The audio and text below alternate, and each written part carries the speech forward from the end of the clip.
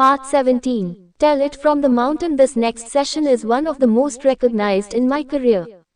A year after the session, the news got out about the incredible details that came through, and the NBC show Unsolved Mysteries wanted to recreate the session. A few months later, auditions were held to find someone who looked like me. A few months after that, the show was taped. Since that show was taped 2 years ago, it has become one of the most popular episodes in all of Unsolved Mysteries history and can be seen often on the Lifetime cable channel. It is one of my most memorable sessions. It was June of 1995, and I was sitting outside of my apartment waiting for my next client. I checked my schedule, but I did not recognize the names of my 6 o'clock appointment, Dawn and Sue Raskin. At 5 minutes to 6, a couple came walking down the path. I remember my first reaction when I saw them. The gentleman did not look well. He actually looked quite ill, and I thought the lady with him was his daughter, but it turned out to be his wife. After saying my prayer, I immediately noticed that several spirits were surrounding me. I picked up many who were female and some very strong male energies. I began to relay my sensations and observations, hoping that the present spirits were James Van Praagh 218, indeed the person or persons to whom they wanted to communicate. I must tell you that when you walked through the door, there was a young man standing behind you, Dawn. He seems young when he passes. Do you have a son in spirit? They stared at each other in amazement, and ever so slowly, he looked over at me and acknowledged that this was true.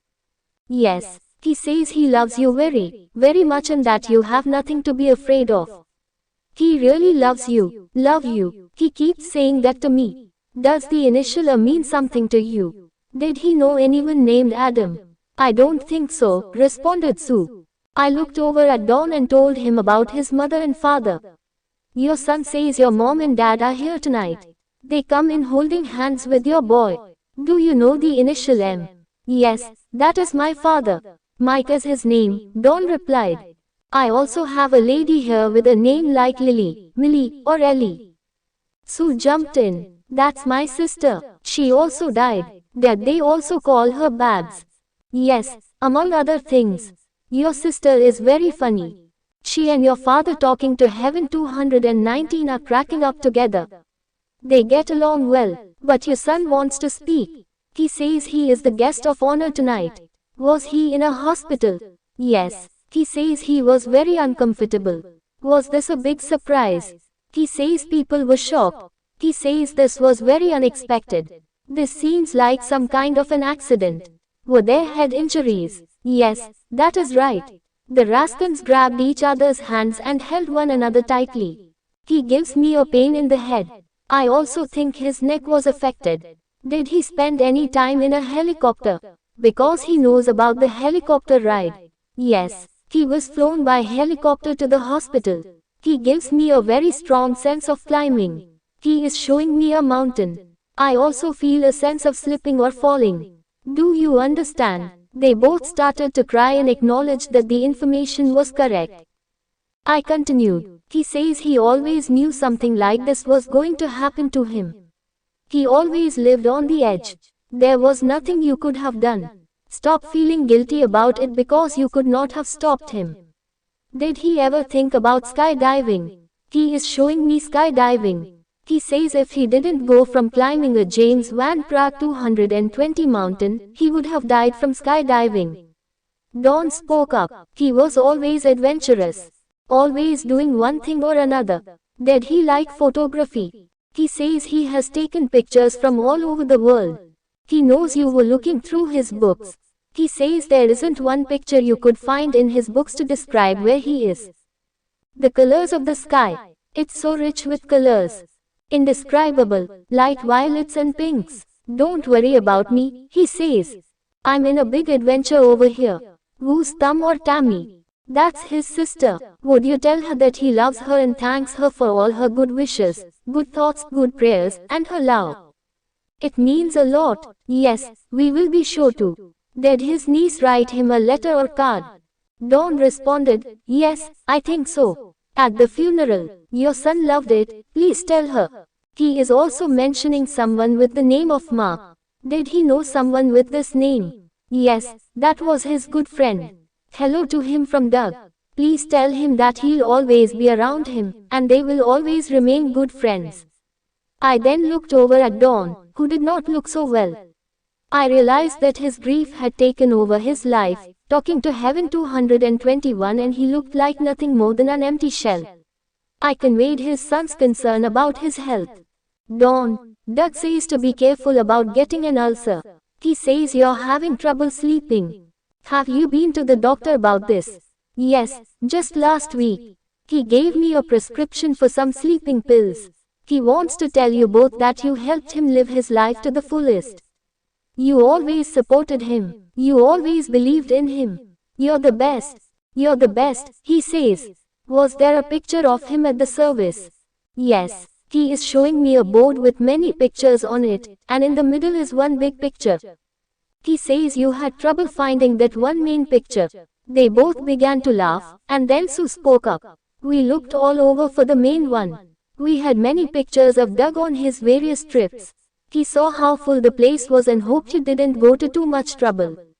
We wanted to. It was a celebration of his life. Doug is telling me you picked out music for the service. He tells me it had a Scottish or Irish feel, like Enya. Enya is exactly what we used, said Sue. I looked over at Don, as Doug addressed the next question to him.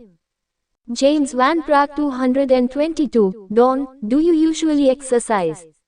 Because Doug is showing me a horse. Why don't the two of you go and enjoy some horseback riding together? Don answered, my best friend and I are going. This is the shirt Doug gave me to wear. Enjoy it, Dad. Please enjoy yourself for me. Just enjoy yourself. At that point a very intriguing question came through, and the response to this day still amazes me. Did you have a picture of him duplicated or reproduced? He's laughing about that picture as if it is an inside joke or something. The picture was taken when we were on a trip with Doug. Our daughter spotted a flash of light in the middle of the photograph that looked like a puff of smoke in the shape of a heart. She could see the words I love you in the heart. She had it blown up. He says, I did that. He's laughing about it. Do you understand? It was me. It was my gift to you. Think of it as a postcard from heaven. This last bit of information demonstrated once again the power of love to transcend even the physical. The remainder of the seance brought through Don's mother and father and his Aunt B. Each described in detail how they knew Don as a young child. Then Doug came in and spoke until the end of the session, and with each thought, talking to Heaven 223, he brought forward amazing proof of life after death. I asked Sue, were you cutting out newspaper articles with scissors? Yes. They were all standing around watching you cut them out. When was that? Last week. There was a big article about Doug in the paper, about his death. It wasn't just an obituary, it was about Mount Fuji. Are you going to have a scrapbook or memorial book of some sort? He says you're getting all the pieces together, but you haven't glued them in yet. You stuck them there. He knows about that. They both smiled, and I continued. Quito, what does that mean? It's in Japan, very near to where the accident happened. We were with him in Quito. Did he have a bike, a mountain bike? Do you know about the bike? We're having the bike sent home to us. He is mentioning how much he liked the picture that was taken of him at the base of Mount Fuji. Do you have this? Well, there are pictures being developed by the climbing team that we haven't gotten yet. Would you please remember this? Yes, of course. James Van Praagh 224. The meeting lasted another quarter of an hour. The Raskins left my house feeling very differently than when they arrived. The look on Don's face was a sure sign that he had started on the road to recovery. They knew not only that their son was still alive but that he was around them all the time. I found out later that Doug Raskin was not just an ordinary son. He seemed to be an angel from heaven. He spent several years traveling to foreign countries and aiding the poor. He even swam through rough waters with food strapped on his back so he could feed the poor. He was adventurous and caring, and anyone whose life he touched certainly felt his light. About 2 months after the initial reading, the phone rang, and it was Sue Raskin. She told me she just received the mail. Doug's climbing team had sent photographs. She said, "The first picture I pulled out was that of Doug grinning from ear to ear as he stood at the base of Mount Fuji. Talking to Heaven 225 Section 3 The next step CHAPTAR 9 Beyond grief there is a time for everything, and a season for every activity under heaven. A time to be born and a time to die." Ecclesiastes 3:1 Do we ever get over the loss of a loved one? Is it possible to start life anew without our dear one sharing it with us? Will our memories of pleasant times together help us get our lives back? There are no easy answers to these questions. Once someone passes out of the world of the physical and into the world of the spiritual, we can never physically experience them again the way we once knew. But we can always experience them and have them share in our lives by keeping their memories alive in our minds and hearts, and by realizing that, as spiritual beings not limited to physical properties, they are more often around us than ever before. As the Bible quote says, there is a natural time and place for every occurrence or experience on this earth. Each time we come back to the physical world, we go through a growth experience of the 229 soul. Every occurrence in our lives determines and measures our growth. Like the cycle of the seasons, when something dies in the winter to be born again in the spring, it is impossible to have life without an ending and a new beginning. Everything we do is about growth. To this end, every living creature on this planet experiences loss in one way or another. It may be a loss of a job, or a loss through a divorce, an accident, or a crime. It may be an unrealized goal, or just growing older. We might consider these losses as distressing life changes, but we often find that these, too, have their time and place in our lives. In order to experience a loss and transform it, there are steps we can take to start on the successful road to a healthier, fuller, and more centered life. The first of these steps is to recognize and deal with our grief.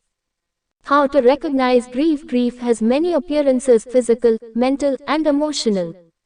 Helplessness, anxiety, sleeplessness, fear, despair, irritability, anger, depression, nausea, shortness of breath, heart palpitations, even thoughts of suicide can all be considered symptoms or signs of grief. It is important to realize that grieving over the loss of someone, or even something like a job, is very normal and quite natural. When we James Van Praagh 230 grieve, we feel as though our lives are over and that they will never be the same. We feel that we cannot go on even one more day without the person we lost. We feel as if our whole world has turned upside down. Nothing seems to fit or make any kind of sense.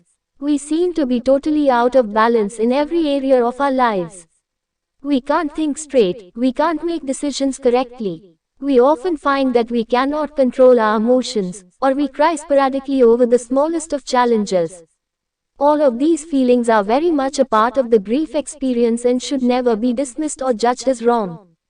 At such a time, it is common for bereaved individuals to have a sense of apathy for their own physical, emotional, and spiritual welfare.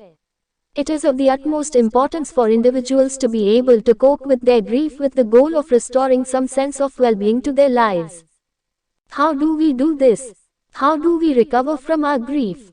Although the focus of this book is the loss of a loved one, the following stages are applicable to any loss of a person, a pet, a home, a job, or living with a long-term illness. This healing process applies in most situations where we feel it a loss. 1. Shock. When people hear that a loved one has died, their first reaction might be one of shock, or they Talking to Heaven 231 could experience a sense of numbness, thinking, this could not have happened. They might reject the idea that a loss has occurred at all. They look as if they're in a trance, or zombie-like, as they shuffle around with little awareness of their surroundings. Later, they may have no memory of the first days of the news of the loss. This memory loss is nature's way of coming to our aid. By shutting down, our minds are unconsciously trying to cope with the sudden change in our lives. This initial shock might last a few hours or a few days, and once it does wear off, it is important to have a close friend or loved one nearby to assist us in our grief. Often, family and friends are at our side during the funeral, but once it is over, they are gone. It is usually at this time that we come out of shock and need someone the most. For when the shock is over, the real pain begins. When you are going through the pain, remember that being angry and hurt are natural reactions to a loss. You will get over it. Life will return to somewhat normal circumstances once again. 2. Denial. Whenever we feel hurt, our tendency is to deny it.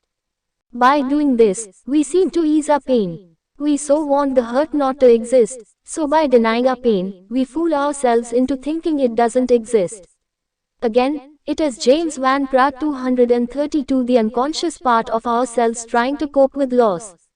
Denial can manifest in many ways. 1. We lose interest or stop our involvement in everyday affairs. 2. We sleep too much or suffer from insomnia. 3. We lose our appetite. 4. We don't take interest in our daily hygiene. 5. We become depressed and can't seem to snap out of it. Once again, it is important for us to understand that denial is a normal stage of the grief process and that we can eventually get beyond it. 3. Just feel the first step on the road to healing yourself is to accept the reality of the situation, that you have suffered a loss. The loss is real, and the recognition of it is important. It is normal to feel. Make sure you feel. Do not repress your anger, your sadness, your upset, or your helplessness. These feelings are all very natural. Do not cover or hide your feelings, thinking you are immature, or that this kind of behavior is unacceptable. If you feel like crying, let it out. Cry. Crying is a natural reaction and is very necessary in healing the body. There is, in fact, scientific proof that tears of sadness are biochemically different from tears of talking to heaven. 233 Laughter and joy. So crying actually helps you to release certain chemicals from your body.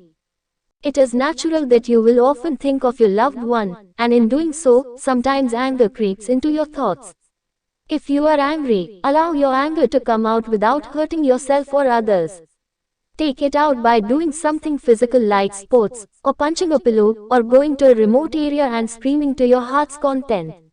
It's understandable that you feel hurt and pain, and letting out your anger in beneficial ways is healthy. Also, do not qualify the way you should feel. We are all individuals, and our relationships with one another are uniquely our own. Therefore, each of us reacts differently to a situation, especially a loss. Don't judge yourself by the way others feel. There is no right or wrong way. It is also quite common for us to want to get away from the pain as soon as possible, so we may try to medicate ourselves with tranquilizers. Sometimes we might need them as a quick temporary relief. However, drugs hinder our progress in the long run, and the feelings we are trying to repress usually surface in one way or another. In many of my sessions over the years, I have met hundreds of people, and I can tell immediately when they have not dealt with their feelings of loss. Their bodies show it all, for the outer is a mirror to James Van Praagh 234, the inner world. They have repressed their feelings so much that they are very unhealthy. The unprocessed feelings of grief literally eat away at them and manifest in a myriad of health concerns and illnesses, including obesity, allergies, aches, pains, breathing trouble, and, in some cases, cancer. Therefore, in order to stay healthy, we must fully go through the experience of feeling. Our feelings are our barometer for living. 4. Acknowledgement and acceptance. Once we have gone through our shock, denial, hurt, pain, and anger, we will progress into a stage of acknowledgement and acceptance of the actual death. This is the first step in bringing back some sort of balance to our lives. Accepting the death of our loved one does not mean that we approve of their death. We are merely seeing the situation realistically. We understand that our loved one has passed on, and we will not see them physically anymore. However, we will see them again when it is our time to pass into the spiritual realms. A loss is a loss, and there is no way to change it. The amount of pain you might feel will correspond directly to the intensity of your feelings for your deceased loved one. But it is important to realize that by feeling your pain, you are actually healing. You can and will begin to get your strength back, talking to heaven. 235, and you will move back into life and continue the learning experiences you are here to learn. 5. Settling practical matters. Besides emotionally dealing with a loss, it is also important to establish a sense of order in your daily life from a financial and practical point of view.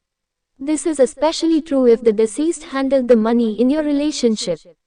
Again, do not be scared to ask for help. A family member or friend may be able to offer some advice in this area, and they may be able to help you a great deal more than you ever thought. If there are medical or insurance claims, have them taken care of in order to give yourself some peace of mind and financial freedom. The sooner this area is handled, the better you will feel all around. You will also want to research all your finances, make lists, and review all known assets, bank accounts, holdings, and so on. You may also need to create a list of all your expenses, debts, and loans so that the correct payments are allocated for each. You may need to liquidate your assets, if this is an option. In most cases, you will need to inform creditors of the recent debt so they can adjust their records accordingly. This is a time when you will have to take care of all legal matters concerning yourself and the deceased. James Van Praagh 236. In order to settle most practical and financial matters, you will need copies of the death certificate. You may also Soulmate, this is a part of Zindagi Ki Roshni consultancy. It has been established for those who have lost someone and for those who are very sad in their life. About 100 PDF books and 20 short audio books of this topic will be sent to those who join it. This data will be sent to their email or WhatsApp. If you want to join this organization, then please send WhatsApp message to this number.